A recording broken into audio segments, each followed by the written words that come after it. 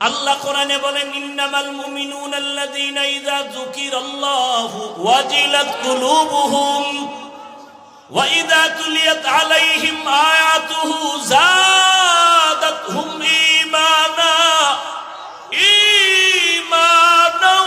ওয়া আলা রাব্বিহিম ইয়াতাওয়াক্কালুন।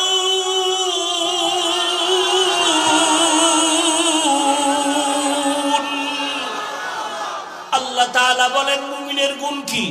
মুমিনের সামনে যখন আমার রবের জিকির, আমার আল্লাহর নাম যখন মুমিনের সামনে স্মরণ করা হয়, মুমিনের কলবের মধ্যে জালজালা শুরু হয়ে যায়, কলবের ভেতরে কম্পন শুরু হয়ে যায়। ওরে যে আমার মাওলার আশিক, ওরে যে সবসময় আমার মাওলারই তালাশ করে, খানার ভেতরে আবার মালিকের তালাশ করে, আবার মালিক কই? আমি টাকা পাইছি, বাড়ি পাইছি, গাড়ি পাইলাম, আমার মাওলারে এখনো পর্যন্ত পাইলাম না। এত সুন্দর চেহারা যিনি বানাইছেন তিনি কই? এত সুন্দর কণ্ঠ যিনি দান করেছেন তিনি কোথায়? ওরে আমি তো এক সময় ছিলাম না পাক পানি, দুনিয়াতে আসিয়া মা বলিয়া ডাকতে পারতাম না, বাবারে আব্বু বলে ডাকতে পারতাম না, হাঁটতেও পারি না, দাঁড়াইতেও পারি না। আমারে হাঁটার শক্তি কে দিলেন? আমাকে কথা বলার শক্তি কে দিলেন? আমাকে খানা খাওয়ার জন্য দাঁত কে দিলেন? আমারে পানি পান করার জন্য হাতে শক্তি কে দিলেন?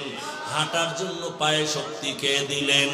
এইভাবে বান্দা যখন চিন্তা করতে থাকে আমারে কে বড় বানাইলেন, কে আমারে টাকার মালিক বানাইলেন, গাড়ির মালিক কে বানাইলেন, আমাকে সম্মানের চেয়ারে কে বসাইলেন, ওরে সব কিছু আমার দুনিয়ার লাইনে সব আমি পাইছি।